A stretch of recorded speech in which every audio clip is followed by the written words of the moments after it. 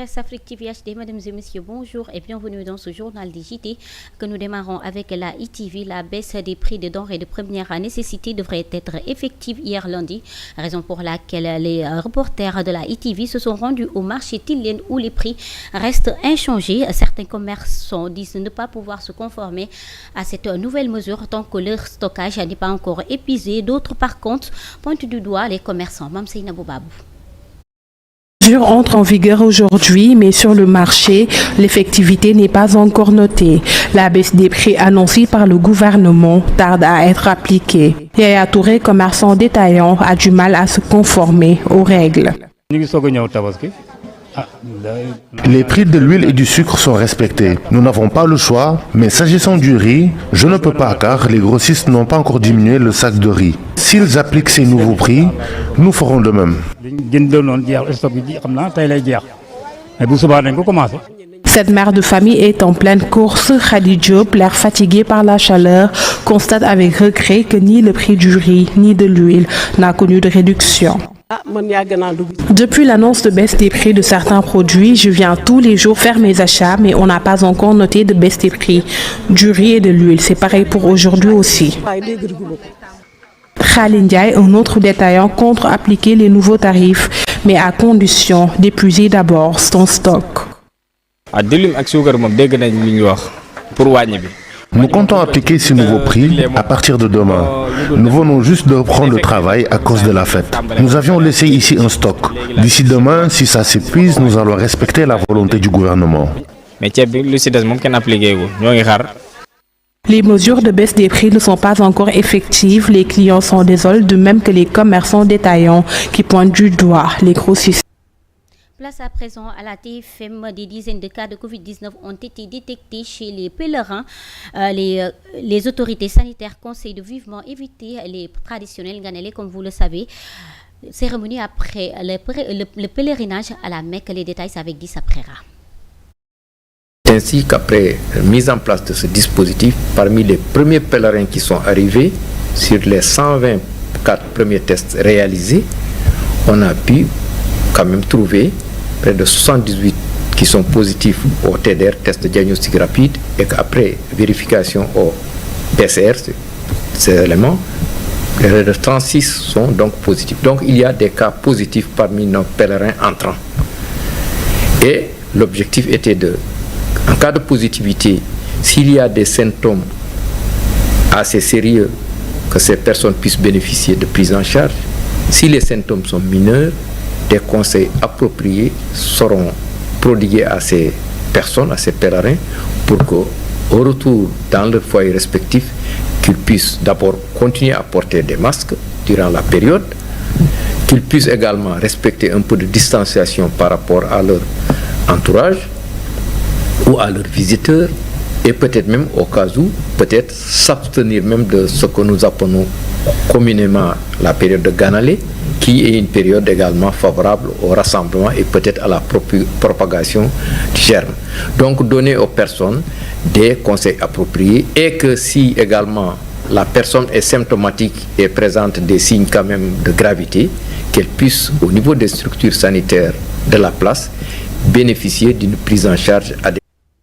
Et puis, dans le cadre de la prévention des inondations, le ministre de l'Hydraulique et de l'Assainissement s'est rendu dans le sud du pays. À Ziguinchor, il a visité des quartiers comme Saint-Thioba, Belfort ou encore Alouar avant de se rendre sur un site de 10 hectares qui va abriter le centre de traitement des eaux usées. De fortes mesures seront prises pour soulager les populations. Michel Mardi de la RTS. Un canal naturel à ciel ouvert qui fait des victimes presque chaque année. Amidou Kassé vit tout près de là. Et l'an dernier, il a failli y perdre son neveu. Depuis le côté là-bas, que l'eau l'a amené, ils l'ont pris là-bas, évanoui, presque mort. Et il a fait 10 jours plutôt à l'hôpital régional, en réanimation. Il y a 2 vieux aussi qui sont tombés là-bas et une maman. On les a pris aussi là-bas. Là-bas, comme c'est moins profond, c'est là-bas qu'on cueille les victimes. La soixantaine révolue, il habite dans ce quartier à Loire depuis 24 ans et voit le phénomène s'empirer d'année en année. Le canal était un petits trucs comme Nanjambé et comme Passé. Mais depuis que les gens ont habité, alors ça s'est détérioré de plus en plus. Et chaque année, ça progresse. Chaque année. Et c'est la seule route qui va jusqu'au dispensaire du quartier. En visite sur les lieux dans le cadre de la prévention des inondations, le ministre de l'Hydraulique et de l'Assainissement promet, avec la collaboration des services compétents, de mettre en place des mesures le plus rapidement possible. Les techniciens ont réfléchi avec un dispositif technique qui permettra d'atténuer ou de réduire la vitesse de circulation des eaux. Nous allons stabiliser les ouvrages de passage qui sont déjà installés sur les sites, afin aussi, à ce niveau-là, de passer l'hivernage en amoindrissant les dommages et les dégâts sur la population. Monsieur le gouverneur, avec l'appui du préfet, ils vont assurer la coordination nécessaire pour que les travaux se fassent le plus rapidement possible et générer des instructions dans ce sens. Avant, à Loire, le ministre et sa délégation ont sillonné les quartiers Santiaba et Belfort pour visiter des écoles et des maisons qui sont sous la menace des eaux pluviales.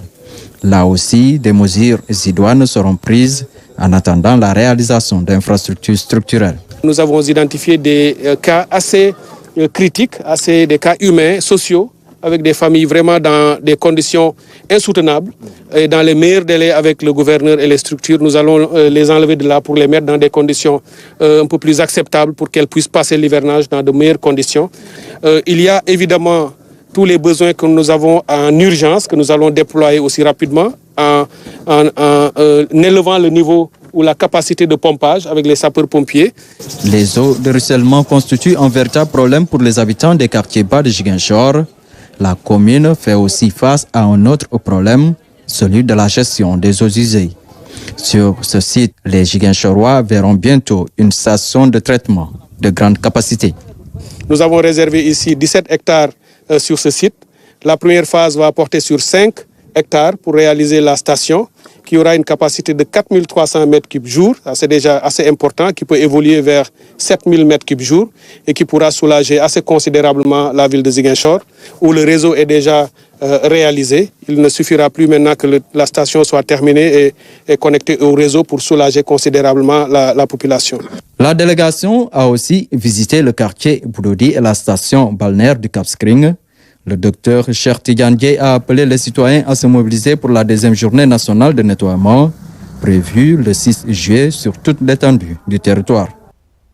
Parlons à présent éducation avec la 2S TV. Le ministre de l'Éducation nationale a pris part à la cérémonie de remise des prix aux lauréates Miss Math, Miss Science. 32 ont été honorées, venues toutes de l'Académie de Diourbel.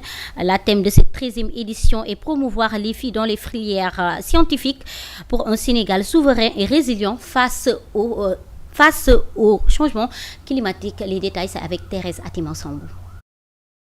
Orienter le système éducatif vers les sciences et la technologie. La cérémonie de remise de prix aux lauréates Miss Math, Miss Science a honoré 32 lauréates. À cette occasion, la marraine de cette édition, Fatou Fall, médecin général et directrice de l'hôpital principal de Dakar, a exhorté les parents et encadreurs à encourager les filles. En encourageant davantage de filles à s'engager dans ces domaines, nous contribuons non seulement à leur épanouissement personnel, mais aussi au développement futur de notre société. Chères lauréates, Miss Science, Miss Mathématiques, Miss Science, vous incarnez à merveille la pertinence du thème de cette année, dédié à la promotion des filles dans les filières et séries scientifiques pour un Sénégal souverain et résilient face au changement climatique. Abordant dans le même sens, le ministre de l'Éducation nationale, qui a pris part à cet événement, a interpellé les filles qui veulent percer dans les séries scientifiques à renforcer leurs convictions et réflexions afin d'être de bons scientifiques qui impacteront le monde. Au niveau du ministère de l'Éducation nationale, nous consoliderons et accentuerons toutes les initiatives de développement des sciences, technologies, ingénierie et mathématiques, afin de contribuer aux technologies, aux engagements du continent en la matière, qui se décline à travers la stratégie 2024 pour la science, la technologie et l'innovation pour l'Afrique. Celle-ci vise à répondre aux besoins de transformation de l'Afrique en une société basée sur la maîtrise des connaissances et la promotion permanente de l'innovation.